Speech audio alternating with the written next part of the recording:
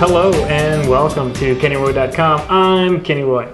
This is the Ask Videomail for the week of August 29th, 2011. Welcome to the site. Thank you for being here. For the old members, welcome to the new. This is the Ask Videomail, your chance to get your question in character animation or performance answered in a video just like this one. It is available. It is open for any member to submit a question. And the way you do that is just send it to my email address, webmaster@kennyroy.com, and I go through all the questions and answer the ones I think will help the most people. Also, did you know, because there's a lot of new members and you might not be aware, that you get free time on the site if you refer another member? What? Yes. So all you have to do is tell them to enter your exact username, your login. When they sign up, there is a referral box in the subscription page. You might have seen it yourself. And if they sign up for a month, you get a free month. Just boom, it happens automatically. I don't even have to do anything. It's like instantaneous. And if they sign up for 6 months, you get a month as well. If they, or 3 months, sorry, you get a month as well. But if they sign up for a year, you get 2 months, 60 days free, instantly added to your site or to your subscription. So that's pretty awesome. So thought I'd mention that too, if the new members, if you are not aware. This Ask Videomail is a really cool question. I like it because it can show you guys some things to do that doesn't quite have to do with the intricacies or the subtleties of performance. This is a little bit more production and working. So let's take a look at the question, see what it is.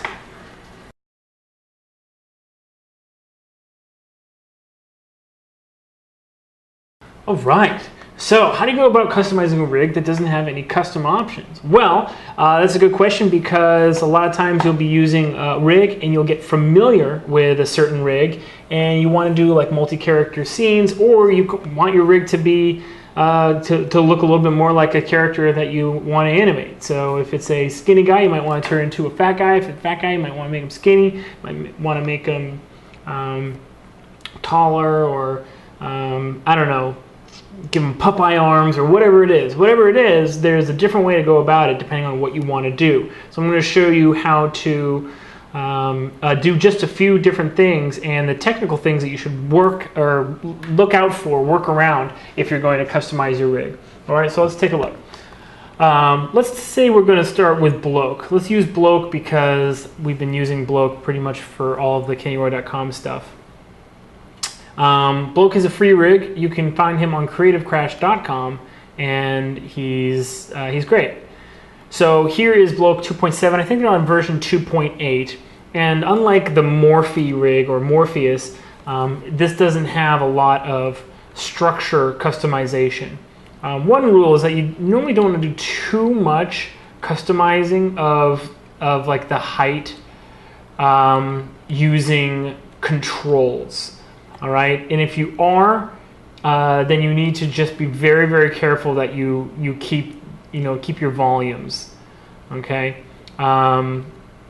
so if I wanted him to have, let's say I wanted him to look kind of like this, have like no torso, then you got to be very, very careful. Probably I would do very little movement with the torso controls right here, and then just pretty much keep everything rotation.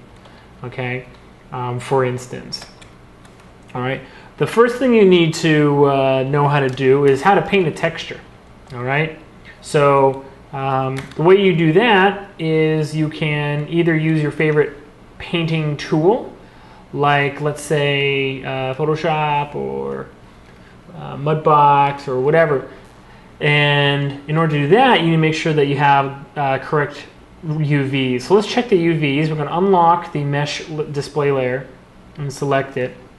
Okay, and then I have U as my hotkey to look at the UV texture editor, and here it is. Now Bloke has pretty nice straight laid out UVs. It's not extremely efficient really when it comes down to it in terms of the density of these UVs, but I guess it doesn't really matter because they are nice and straight, and if you want to add a texture you can. So pretty much everyone who knows how to lay out UVs knows how to paint a texture using one of those paint tools. However, not very many people use the Maya 3D paint tool, and it's actually pretty darn good.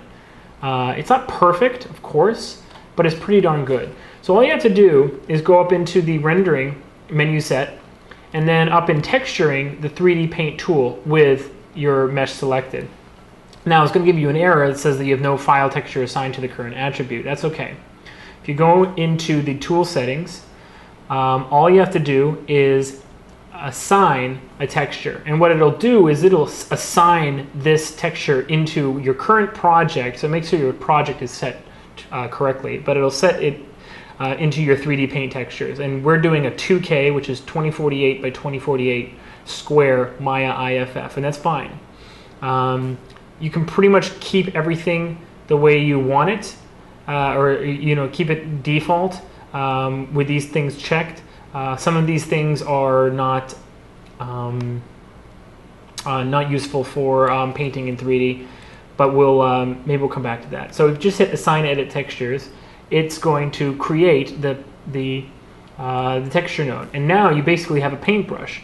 B, if you hold down B, it scales the radius of your brush. So it's pretty normal. So let's just say that we want to give him like blue pants. You just choose your color, and we can make our stroke reflected, okay, across the x-axis. All right, so now you see these two strokes. All right, and now we can let's give him blue pants. Now you'll notice something that happens is when you get near texture seams, reflection kind of screws up sometimes. Let's see here. Especially if you have a very big brush. This one seems like it's doing okay. Anyway, so let's just paint it like he's got some pants on. See, right there. Okay, so I went across this texture seam, which is right here. You can show your texture seams by shift right clicking and going toggle texture borders. And then if you show wireframe on shaded, which is this button, then those borders are going to show. So I hit this texture border right here, and it sprayed it across the shoe.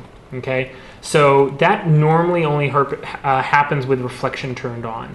So you can fix one side and then fix the other if you want to get into detail. You can turn reflection on when you're not dealing too closely to crazy texture seams. But we have one up here. Maybe it'll be okay. Yeah, it looks like it's okay. Okay, so we're just painting, painting, painting. Okay. And let's say we're happy with this. Okay, so now he's got blue pants on, and that's great because this solution gives us the texture, and we don't have to worry about doing anything to the model or the rigging, because everything is just ready to go. Okay, so that's good. That's good stuff. Okay. Now, the other way to do clothes is to actually create geometry. So let's do that real quick. First thing I'm going to do is I'm going to duplicate this geometry, okay? And then some people like to hide stuff. If you hit Alt-H, that hides everything except what you just created, okay? So you can see, like, the old mesh is gone. Alt-H is good, but it's not the best. Why? Because if you want to be absolutely certain that you're only unhiding the things that you want to be shown, like if you don't want joints or clusters or whatever that you hid previously and didn't put into a group or display layer to not show, you're going to get into a little bit of trouble just using Alt-H and Control-Shift-H to hide and unhide. A little trick that I realized was that render layers are basically toggle display layers. As long as you delete them before you save the file, then you're okay. So I like to just select the object, make a new render layer, and then boom, here's my master layer with everything, and here's my render layer with only what I just added. So it's actually the quickest way. It's super fast to get it. So let's do this. This is supposed to be a t-shirt that's off of his skin a little bit. So what I like to do is I like to go like this. You go to the modeling, or sorry, the polygons, and then up to the mesh menu, and then to the sculpt geometry tool. All right. Then all you have to do is make the operation push along normals, and then turn your max displacement down to something like 0.01, something really small, and then hit flood.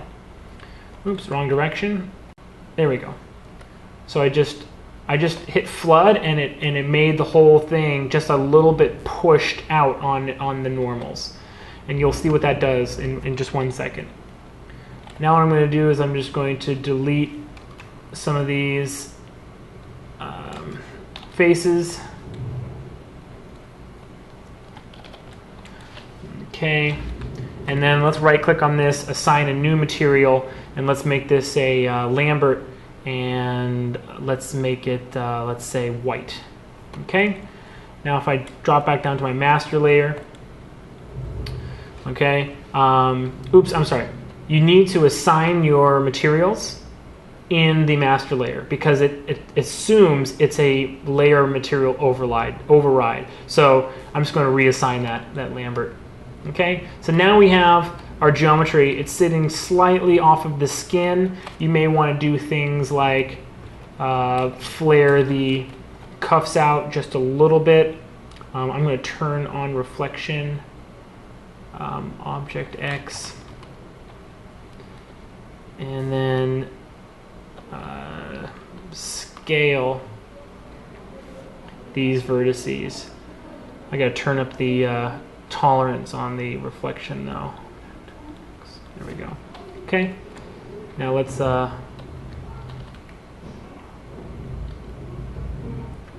turn off component uses object pivot.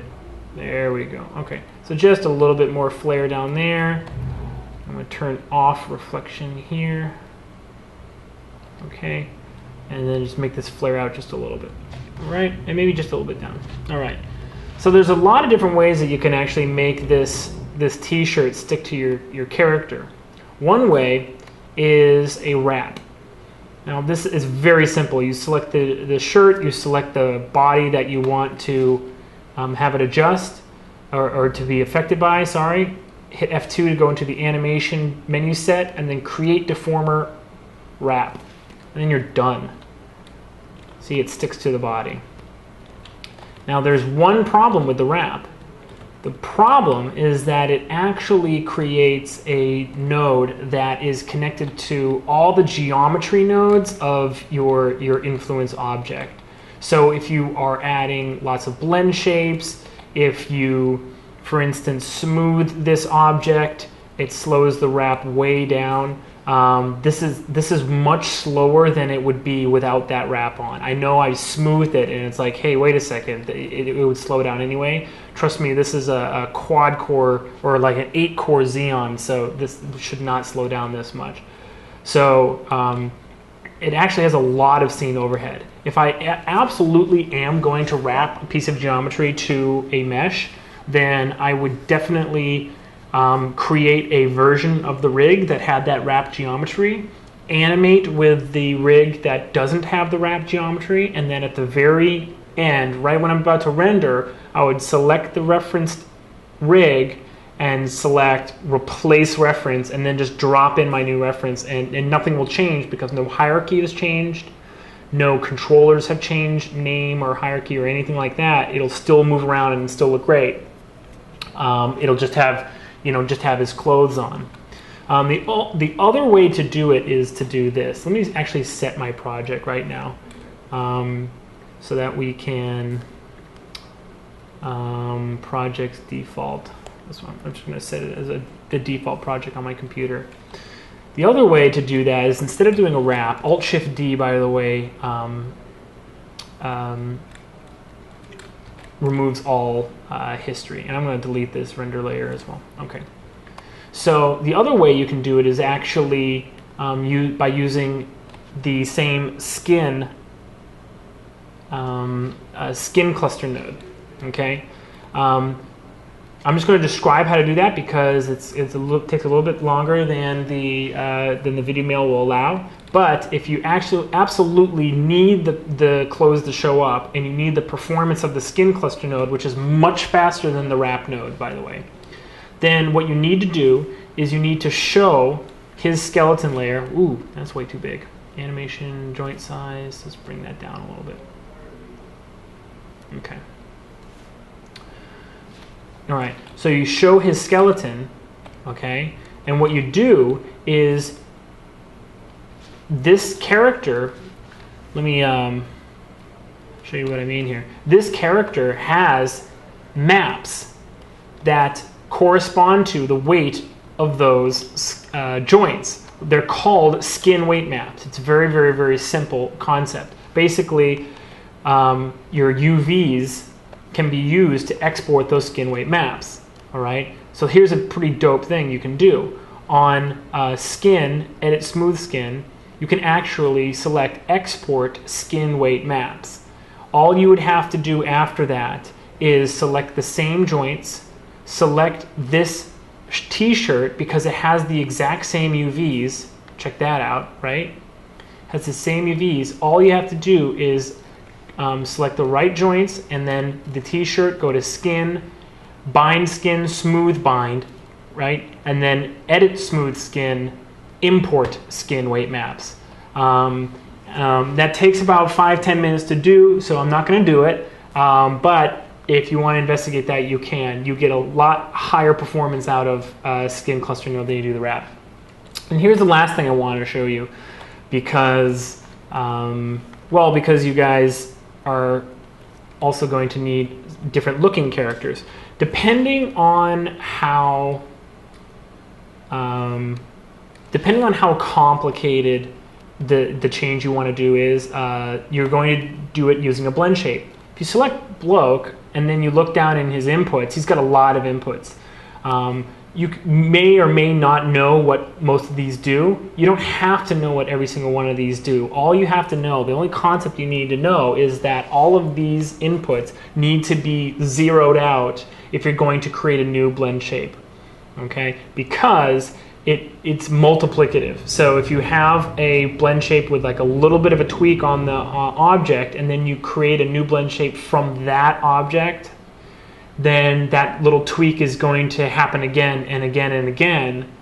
It's just going to multiply on top of each other. I hope that makes sense. I guess they're not multiplicative, they're additive. So all you need to know how to do is turn off all the stuff that you don't need right now. The mesh layer is fine, layer 1, that just means that it's in this stupid render layer, so let me delete that, okay. So the mesh layer, this is the display layer. Smooth face, that means that it just has this little node or attribute on the master control that you can smooth it. So here we go though. Sculpt 2, what is that? All you have to do to see what's going on is grab the envelope and then drag it left and right, and we see that the person who created this rig did a little bit of tweaking on the eyelids. And that's fine, we don't care, it's not a big deal. We just need to turn the envelope off on both Sculpt 1 and 2. Let's also turn the skin cluster off using this envelope. And you'll see that this character was basically rigged into a straight pose, and then the joints were bent for rigging. So sorry, he was skinned in a straight pose like this, but then the joints were bent into this pose and then connected to the controller. So let's just make that envelope 0. These clusters are not a big deal because all of the controls that are controlling these clusters are all zeroed and they're all in the face panel. So that doesn't make a difference at all. And then here we go, blend body shapes. And you can see right here that there are dozens of blend shapes, and all they are the values that are hooked up to these controls right here. You can tell that because if you go to the attribute editor, blah, blah, blah, select the blend body shapes, copy the tab so we can see it, and then grab any one of these controls and move it around, you can see it actually updating on the blend shape, okay? Which is kind of cool because it's fun to watch, okay? So this also needs to have an envelope of 0, okay? So with all of those turned off, now we can make a copy of our character. Now let's do this. Let's just unlock the transforms and move them to the side. And now let's decide what we want to do. I like to actually see the updates happen as it's working. So I'm going to add this. I'm going to rename this. I'm going to call this guy Chubby. Okay. And I'm going to add this back onto the blend shape node. Shift select the character, edit, deformers, blend shape, and then add. But you have to choose the options box because if there's more than one blend shape node, you have to specify. Choose specify node and then choose the blend body shapes node. Apply and close, and we're almost done. This copied tab is not going to refresh. It's kind of a bug in Maya. But if you select block one more time and then turn all these envelopes back up again, skin cluster, blend shape, and the sculpts, then if you go to Chubby and turn it all the way up, oops, know what I did? Do as I say, not as I do. I was talking about turning off the blend shapes envelope to you, and I didn't actually do it.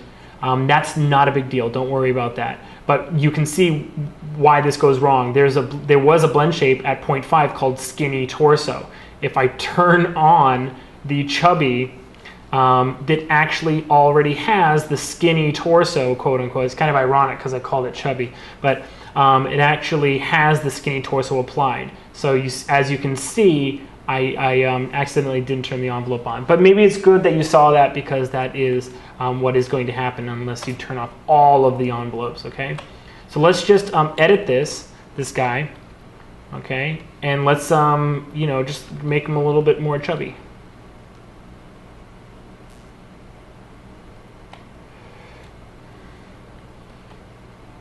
Kind of a big belly, maybe a little bit more forward. And then maybe some, his arms are very skinny, aren't they? Let's turn on reflection here. Just make these a lot bigger and a lot taller.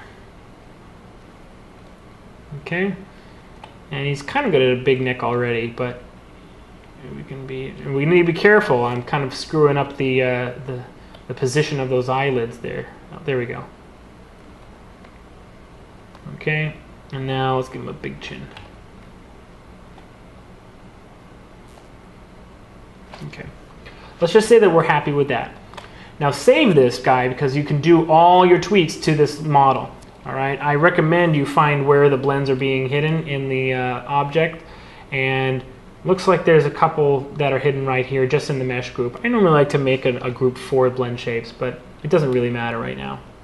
All right, so here we go. Now we got our character, and the skin cluster node is still turned on, so everything still works. You know, everything can still move around, and everything still looks fine. You know, test your controls, test your, you know, here's our mouth emotion, happy, sad, lips, jaw, blah, blah, blah, blah, blah, blah, blah, blah, blah. Okay, test your other controls. Yeah, everything still looks like it's working fine. You'll get things like that. You'll get those intersections, but as long as you smooth both of the models, it should be okay. Okay, so there you go. 3 different ways to get new characters. You can't push the blend shape too much. If it's too far away from the joint that it was skinned to, it's going to start causing problems. But I think you guys can use your best judgment as to how to get, you know, some good results from those kinds of tweaks. I showed you how to use a 3D paint tool. That's good if you don't have the time, or you don't have a paint program, or you're not really used to using UVs and painting textures. You can paint right on the model. Showed you how to wrap a piece of geometry created from the character to make a t-shirt. And then we did a blend shape to make him a little bit more chubby. And it turned out looking pretty cool. The one thing that you might want to just finish up by doing is see how his controls are a little bit hidden. Select them, hit F8. You don't want to move the controls around because that will change, you know, the position of the controls. But you can move the vertices, or I guess these are NURBS curves. So you can move the CVs around and make it so that the controls fit the new body type a little bit better. Okay. So cool, now we have this weird, oddly proportioned character ready for animation.